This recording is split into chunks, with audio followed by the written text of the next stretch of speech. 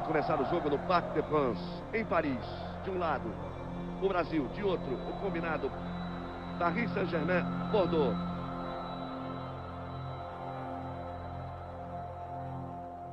Uma semana antes dele morrer, teve o jogo Brasil-França no Parque des Princes, que ele deu o pontapé inicial, e que eu estava de repórter de campo. E foi a última vez que eu vi o Senna.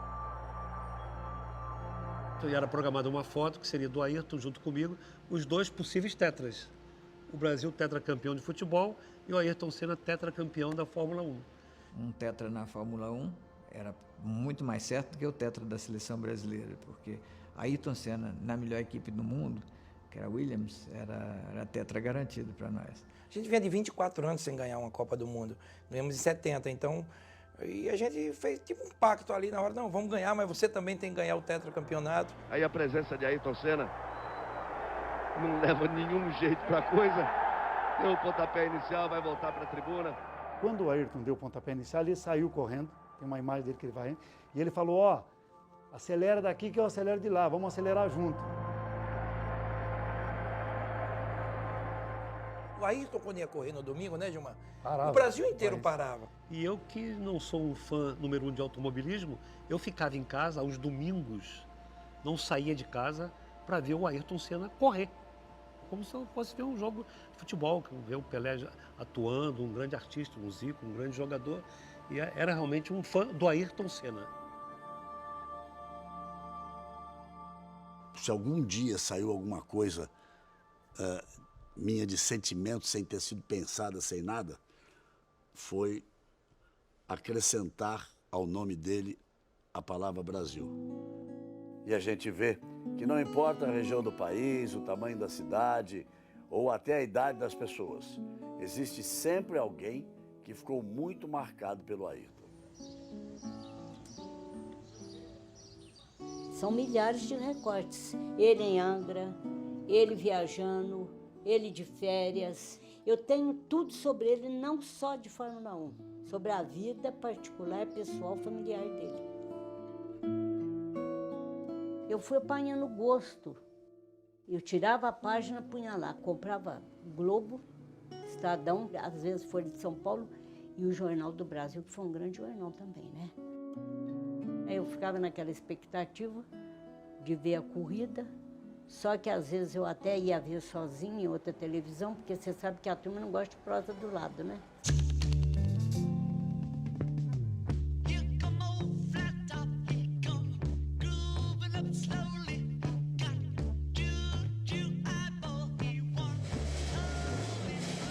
Aquele pôster, na verdade, eu só fui ter coragem de montar aquele quebra-cabeça muitos anos depois da morte dele, né? E eu coloquei lá porque é um simbolismo para mim, são as paixões. Né? A paixão pelos meus carrinhos antigos ali e a paixão pelo Ayrton Senna. Eu acho que o esmero daquela restauração, aquela perfeição, acho que tem tudo a ver com ele, que sempre procurou guiar de uma forma perfeita, sempre tentou buscar a perfeição em tudo que fazia. Eu tenho alguns livros, tenho miniaturas que eu procurei colecionar e retratar toda a carreira dele. Tem as Tolemas, eu tenho as Lotus, eu tenho as McLarens, né? Tem a Williams, tenho, vamos dizer, os principais carros que ele correu. Ainda estou em busca aí dos Fórmula 3, mas ainda já vai ter.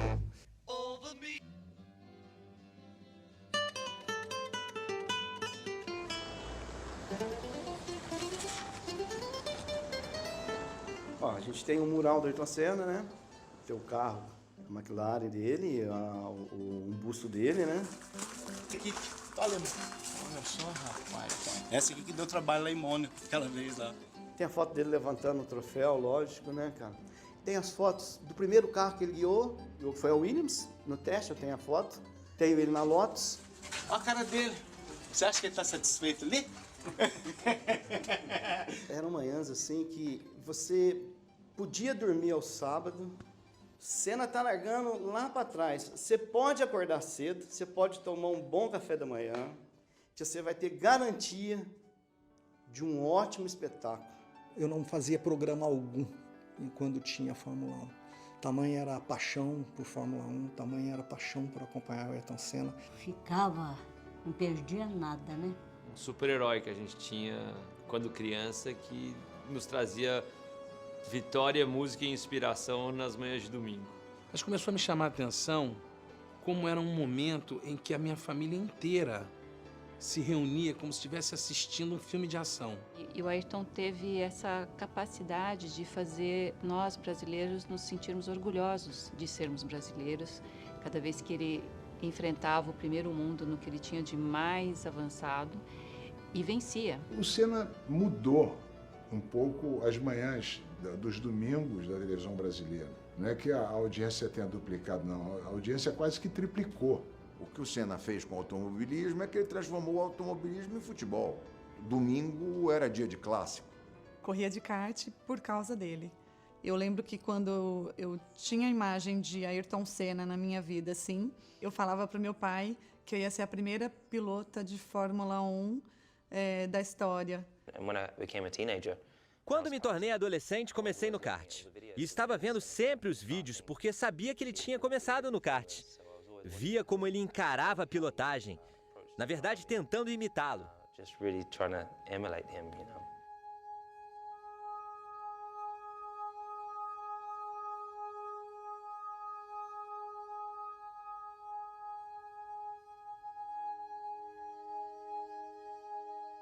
Pude conhecê-lo pessoalmente, a família, o pai, a mãe, todo mundo ia acompanhar ele nas corridas e ele era um fenômeno, estava ganhando tudo naquela época.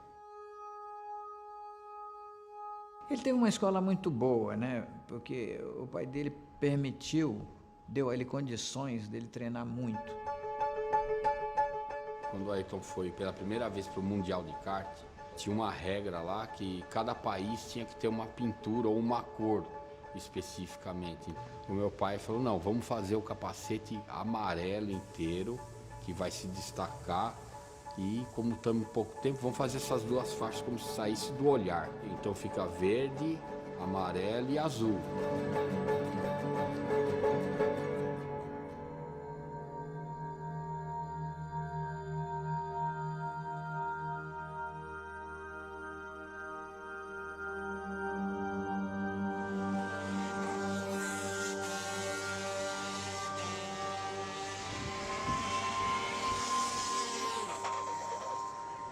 Fora do Brasil, o Fullerton foi o grande adversário do Ayrton e, na verdade, foi com quem talvez ele tenha travado as batalhas mais épicas que não são conhecidas, né? Fullerton foi o maior piloto de kart da década de 70 e 80, era um gênio, ele correu até os quase 40 anos. A referência de kart na época era o Fullerton. E o Ayrton tinha muita habilidade e era o título a ele conquistar, seria o título mundial de kart. Ele era realmente muito veloz, naturalmente veloz. Sua sensibilidade para os níveis de aderência era incrível. Foram sempre disputas muito limpas, duras, difíceis, mas sem colisões. Pela primeira vez, a FICA, a Federação Internacional de Kart, colocou decibelímetro nos cartões que o kart não poderia passar de 110 ou 115 decibéis. E por alguma razão, o kart do Ayrton passou dos 110. E ele foi punido em algumas posições que influenciaram no final da corrida, para ele não poder chegar à semifinal, à final, com colocação que ele poderia ser campeão. O negócio dele era correr e ganhar. E foi com o Fullerton que ele viveu isso. Se ele continuasse no kart, ele ia se tornar um piloto mais refinado.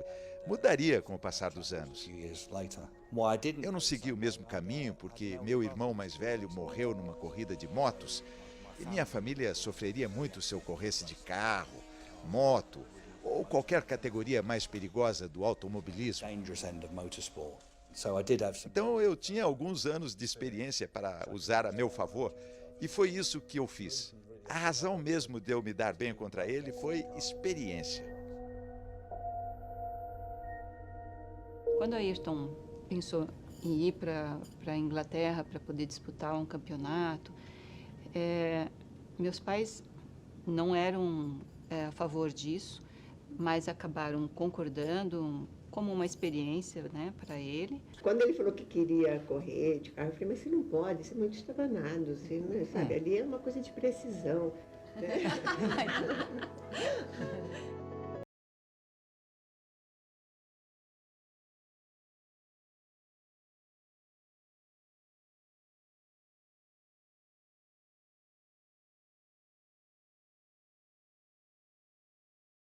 Então, com a Ayrton, foi no meu escritório aqui na Faria Lima e falou, e aí, o que você acha? Eu liguei para o Ralph Furman, que era dono da Vandini, e falei, Ralph, eu estou te mandando um brasileiro que vai ganhar o campeonato para você. Cuida bem dele. Mas não deu outro.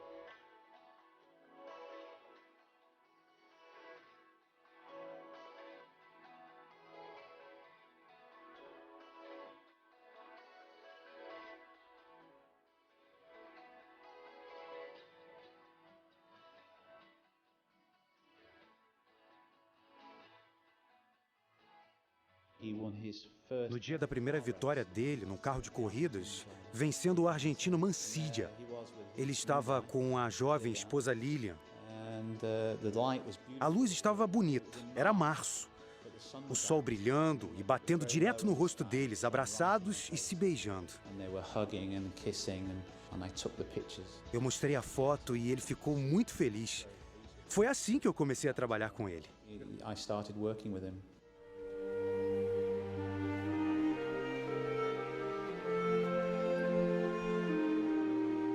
Acho que o que de fato contribuiu para o casamento não dar certo foi o fato dele ser muito novinho e a Lilian também. Os dois foram muito novinhos para viver juntos, que já é uma mudança grande na vida de uma pessoa, e num país diferente.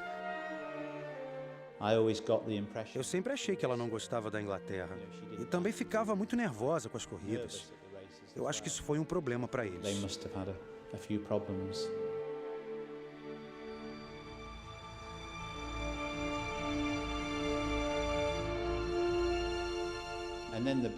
E aí a grande surpresa, em Brands Hatch, estou parando, estou abandonando o automobilismo. Eu estava fotografando e perguntei, como assim abandonando? Você está ganhando tudo quanto é corrida. Ele disse, mesmo que eu ganhe todas as corridas, ainda assim eu não conseguiria patrocínio para continuar. Não quero que meu pai continue pagando. A família não queria mais que ele corresse. E ele parou e foi trabalhar na metalúrgica do pai. E virou um menino absolutamente triste. Voltou para os negócios da família e ele exercia tudo isso, só que sem brilho, como se fosse uma lâmpada apagada. Meus pais, vendo isso, chegaram à conclusão que era melhor deixar ele viver essa vida, que não é o que eles gostariam, mas era algo que era muito importante para o Ayrton. Eu estava em casa quando recebi um telefonema em fevereiro de 82. Estou de volta.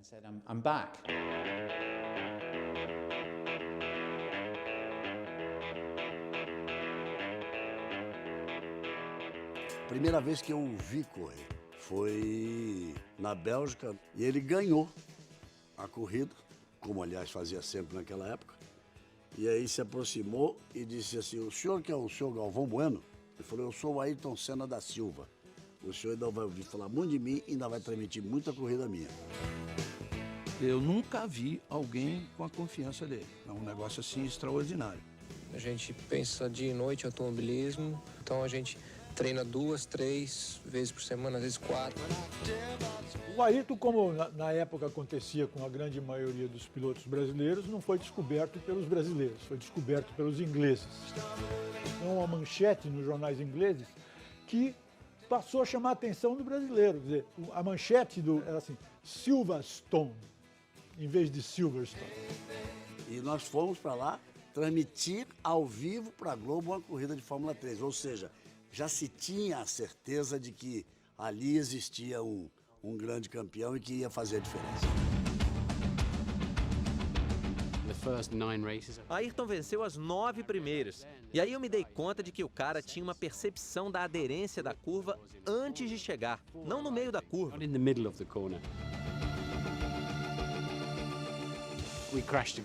Nós batemos. Um dia o carro dele veio parar nos meus ombros. Em outro, batemos de lado em Snetterton. Por 2 vezes ele recebeu anotação de direção perigosa e sua licença de piloto. E ele ficou muito bravo. 30 anos depois, o automobilismo inglês ainda comenta aquela temporada. Se tornou algo que todo mundo gosta de lembrar.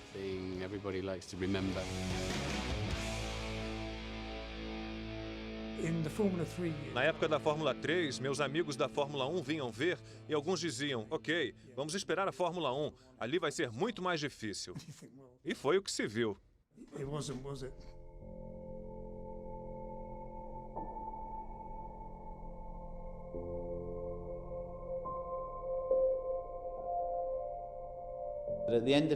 No final de 1983, o Frank Williams entrou em contato com ele e ofereceu um teste em Donington. Sem compromissos, só uma oportunidade dele testar um carro de Fórmula 1 pela primeira vez. Ali não teve como, né? Não ficar fã de uma pessoa que, com aquela idade que ele tinha, com aquela confiança toda, naquele momento dele ali. Ele não tinha certeza se ele ia conseguir a vaga na Williams, como acabou não conseguindo, porque não existia a vaga. Aí entramos junto no caminhão. Ele passou debaixo do carro, olhou para cá, olhou para lá. E ele vai e bate na lataria do caminhão e fala: é hoje. É hoje. Estava escrito, me lembro muito bem, no painel, né? Cuidado, piloto novo, né? Brincadeira bem inglesa. A primeira resposta foi normal, a segunda ele já... Eu acho que Deus está me dando um presente que eu vim esperando há muito tempo. É um sonho que há muito tempo eu tenho e que está sendo realidade hoje. O momento se prolonga, como se durasse horas. A emoção de Ayrton é sentida até pelos mecânicos. O carro sai do box, devagar.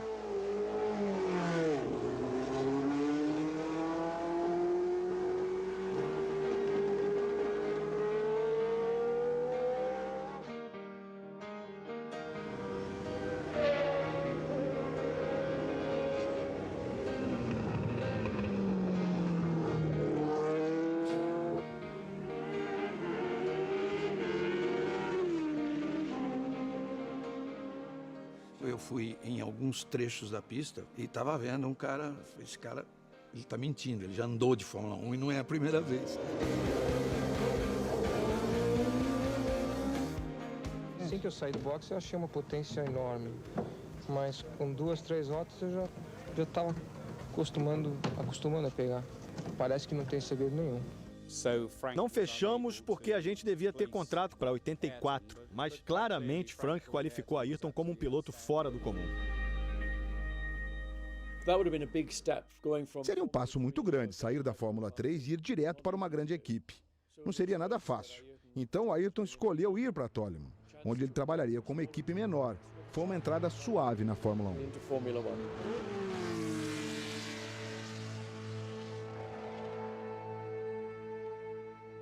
E sem dúvida não é um carro para ganhar uma corrida. Ele não vai ter condições de competir contra uma Ferrari, uma Renault, uma Brabham, mas um carro para subir no pódio. Mas acho que o boom mesmo, assim, Kaya Lame ele já tinha mostrado o início todo do que seria a carreira dele. Ele já conseguiu a façanha de marcar ponto. E é bom lembrar que... Só marcavam 6. Eram só 6 que marcavam pontos, né? A bandeirada preta e branca para Niklauda. Terminada a corrida, vai no parque fechado, para o carro e ele não saía do carro. A gente ajudou ele a sair do carro, porque ele sozinho não sairia. O braço, assim, totalmente enrijecido. Mas eu não conseguia guiar o carro, rapaz, impossível. Um peso que eu nunca senti na minha vida, pô. E foi a corrida inteira, assim, o motor falhava ainda. Porque naquele tempo não tinha esse negócio de ficar bebendo água, a direção era dura, então a coisa era no braço. Ele não estava preparado fisicamente. Ele subestimou a duração de uma corrida de um grande prêmio. Aí eu expliquei para ele, isso é inacreditável, você tem um coração assim, um passarinho, porque bate, mas não manda sangue para lugar nenhum. É por isso que você desmaia. E tem uma frase dele logo a seguir ali que me lembra muito e que marcou, passou a ser uma característica dele. Ele disse, esse brinquedo aqui é completamente diferente. Tenho que mudar minha vida e mudar o meu preparo físico. Começou a ser o ponto forte dele. Porque ninguém fazia trabalho. Ele foi o precursor da preparação física, mental, emocional na Fórmula 1. Bem, amigos da Rede Globo, A partir de agora, estamos ao vivo da cidade de Monte Carlo, no Principado de Mônaco, onde daqui a pouco será corrida a 6ª etapa do Campeonato Mundial de Pilotos de Fórmula 1 em 1984. Ele, com uma Toleman, fez um estrago num grande prêmio memorável e aquilo despertou atenção. E acho que todo mundo que curtia a Fórmula 1 olhou um para a cara do outro e falou, opa, o cara é bom. Ayrton Senna está na 7ª fila. Os carros têm dificuldade na largada. Mansell bateu quando liderava e Prost era o líder. Prost vai recuperar a ponta. Está mandando forte demais o Mansell. O Ayrton se segurando, vai para terceiro. Ele foi muito bem em Mônaco. Foi uma corrida incrível. E imediatamente nós percebemos que o Senna era especial. Vai tentando colocar do lado de fora. Vai com muito apetite e passa por Niki Lauda. Incrivelmente rápido. Ele sabia o que estava fazendo. E daquele momento em diante, ninguém teve uma carreira tão fora do comum como ele. Show e musical no brasileiro Ayrton Senna. O tal de Jacques X, um belga, viu que o Alain Prost ia perder aquela corrida, aí resolveu dar uma ajudinha, né, ao francês e terminou a corrida. Vai ser dada a bandeirada para Prost. Ele lentamente vai parando. Então, o Ayrton passou direto. O fato de você olhar no rosto dele que ele não estava feliz naquele pódio de Mônaco com o 2º lugar na chuva mostra que ele procurava muito mais. O mais engraçado do Grande Prêmio foi depois, né? Tudo que aconteceu depois. A consequência. O fato da corrida ter se encerrado antes, ela dizia o regulamento, valeram os pontos pela metade. Se tivesse continuado a corrida 3 ou 4 voltas, já teria completado 75%, então ele somaria 9. Como ele somou 4,5, no final do campeonato, o Niki Lauda ganhou o campeonato dele, Prost, por meio ponto. Ou seja, se o Jack Hicks tivesse deixado seguir a corrida, o Ayrton teria conquistado a vitória naquela corrida. E o Prost teria feito 6 pontos. E o Prost seria pentacampeão do mundo.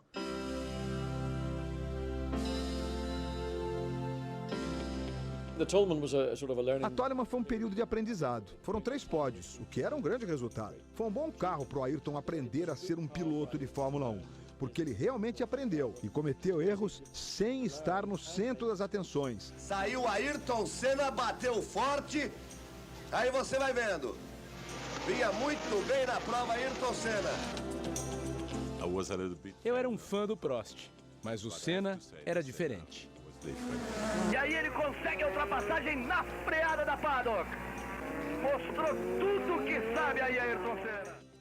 E aí teve o GP de Portugal, quando ele desafiou as McLaren. E olha o Lauda em cima do Ayrton, quer o 3º lugar. Ayrton Senna e Niki Lauda.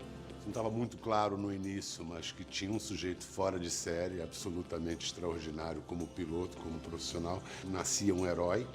Essa imagem é bonita de se ver. O grande Lauda e, quem sabe, o futuro grande Ayrton Senna. Aí a gente pensou, isso é numa Toleman. Imagine o que ele vai fazer com a Lotus no ano que vem.